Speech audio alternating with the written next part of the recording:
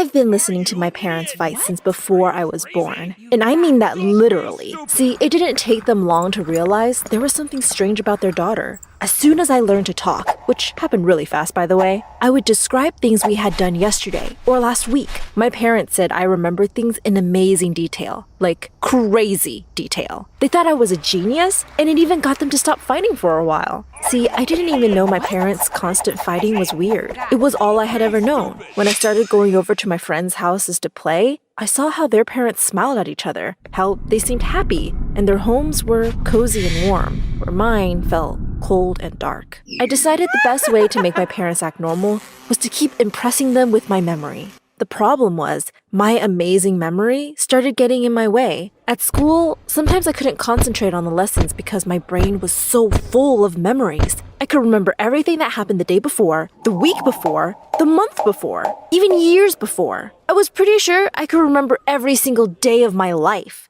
Oh, and real quick, if you hit like and subscribe, it'll make you feel all warm and fuzzy inside.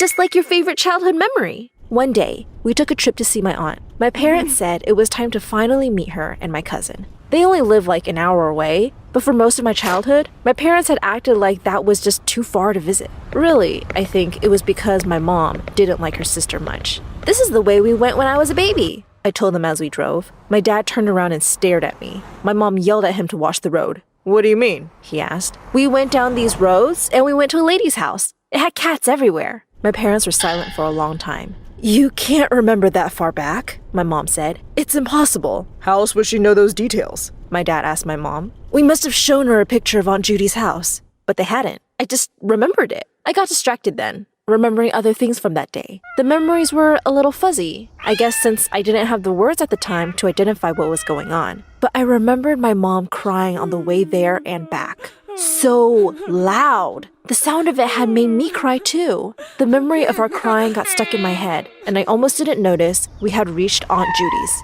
My mom looked upset as we walked to the door. "What's wrong?" I asked her. She smiled, but it wasn't a real smile. "Nothing," she said. "Let's go see your aunt." Aunt Judy was nice. My cousin Philip was okay, I guess. I mean, I was at an age where boys were icky, but my parents kept staring at him and saying how beautiful he was and how he was growing up so fast. Beautiful? Bleh, barf. I got bored fast. The whole house smelled like a cat litter box. My mind drifted back to the memories, and I could hear my mom's crying again, mixing with my tiny baby cries. "What's wrong with you?"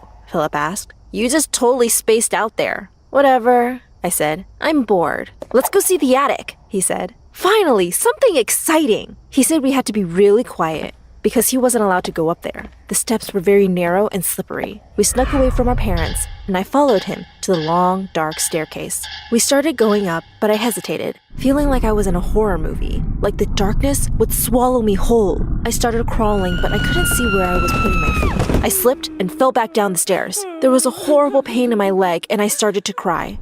My parents drove me to the hospital. "I don't want to go to the hospital," I said through my tears. "It's too bright there." "You've never been to the hospital," my dad said. "No, when we were there before, it was too bright and everything was cold." My dad looked very confused. I wasn't quite sure how to explain it. It was dark and warm, and then it was like opening a window during a snowstorm. Suddenly it was so white and I was cold, but then Mom was holding me. My mom turned to stare at me. "Are you talking about when you were born?" That must be it. I could remember that moment perfectly, when I'd moved from the warmth of my mom's belly out into the world. Yes! My mom turned white like a ghost. "Don't you ever say that again," she said. "Nobody remembers when they are born. Lying is wrong." "I remember it," I insisted. "Stop it right now," my mother shouted. I was hurt and scared, so I stopped talking. The hospital was bright, just like I remembered, but it wasn't that cold. Getting my broken leg put in a cast hurt. I wanted my mom to hold my hand, but I was afraid she was still angry with me. I mostly forgot about the incident for the next few weeks as I struggled to adjust to life with a broken leg. But something had changed. Whenever I told my parents stuff I remembered, they told me I was wrong. "No," my mom would say. "You weren't wearing the pink dress. You were wearing a green dress that day." It was like they needed to prove to me my memory wasn't perfect. "Stop lying," my mom started telling me. "You have a serious problem." My dad seemed less angry about it, but he still took my mom's side. This went on for so long that I started questioning my own sanity. What if all my memories were really just stuff I'd made up? One day, my worst fears became reality. My parents said they were taking me to see a psychiatrist. They said I was a pathological liar and needed help. My parents had gone from thinking I was a genius to thinking I was crazy. I wanted to run away, but where would I go? So I went with them to the psychiatrist. He listened as my parents described how out of control my lying had gotten. I wanted to scream, to say none of this was true. But when he asked for my side of the story, I was afraid to go against my parents. So I just stayed silent. I had to keep seeing the psychiatrist. He put me on a medication that made me feel drowsy. It also messed with my perfect memory. I started doing badly in school. And worse, I started believing my parents. I was crazy. My memories were lies. What if I didn't get better and I had to go to a mental institution? I didn't have any siblings to tell whether my childhood memories were real.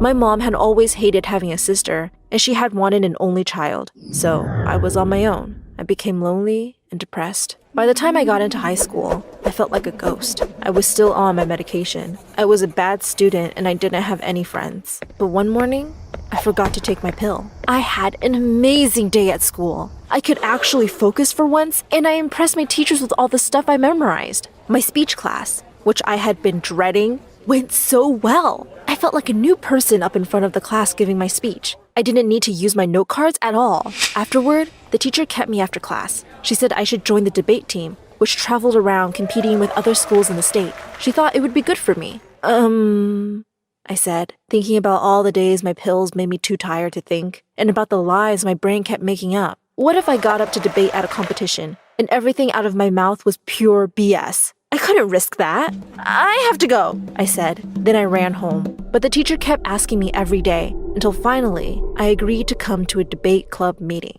Before I went, I skipped my pills again. Maybe if I could just think clearly, I would be able to stop myself before I told a lie. I expected all the kids to think I was a weirdo loser, like everyone else in school did. But they actually seemed to like me. I did really well as part of the club, and I stopped taking my pills altogether. I couldn't tell my parents about my new hobby, so I said I was staying after school for tutoring. At my first match against another school, I felt ready to go out there and win, until I saw my opponent. It was my cousin Philip.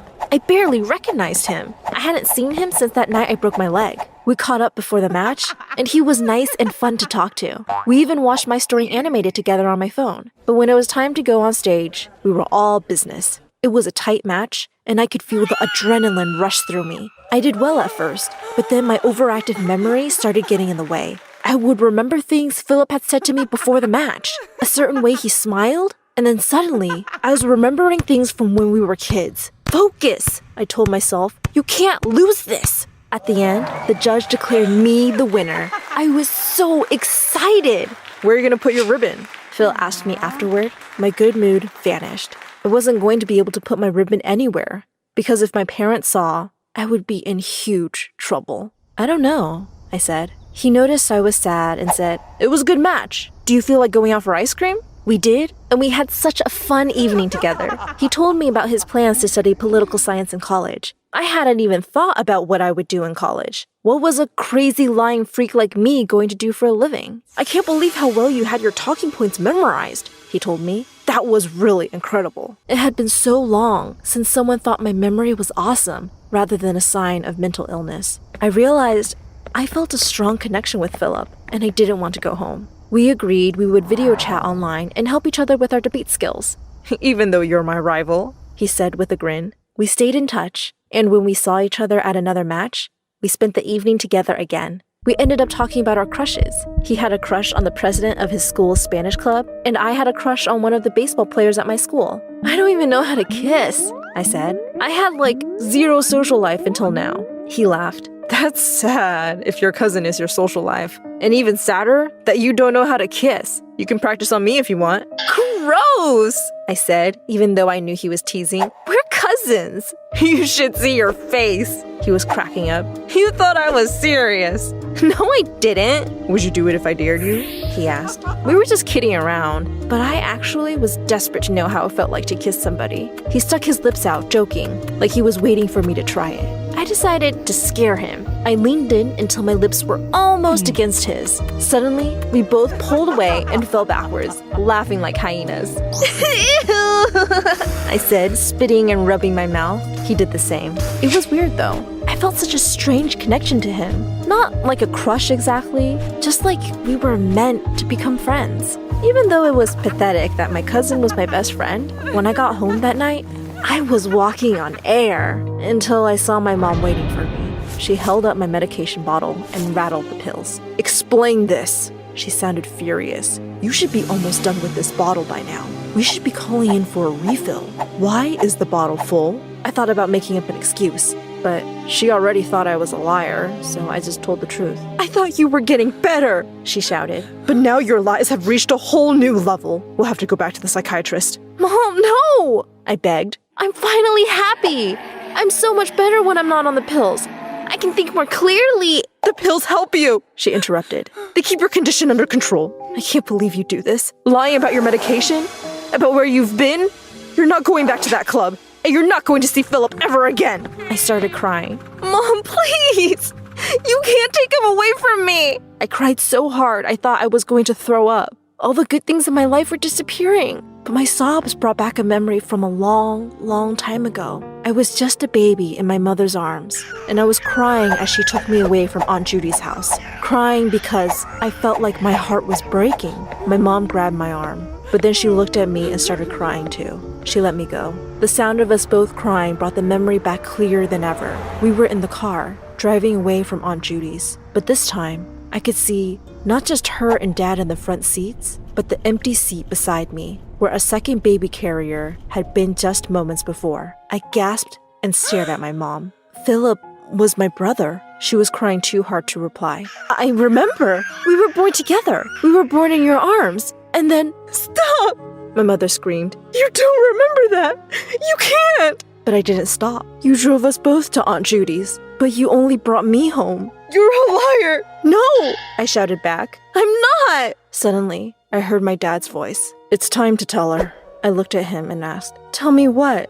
They told me how my mom had wanted an only child so badly. When they'd found out they were pregnant with twins, they made secret arrangements to give one of the babies to Aunt Judy, who couldn't have kids. The painful choice made my mom so depressed. She hadn't wanted to see Aunt Judy or Philip ever again. But finally, she couldn't resist. She had to see her other child. So we visited Aunt Judy. But after that night, her guilt got worse. She knew she had to do something to keep me from remembering the truth. I couldn't believe it. My mom's lies had ruined most of my life. But the way she looked at me after she told her story, I knew she'd been hurt too. We both had. I wasn't ready to forgive her yet, but she promised we'd have a meeting with Aunt Judy and Philip and figure out a way to repair our broken family. I realized then that she truly did love me, even if the weight of her terrible secret had kept her from showing it until now.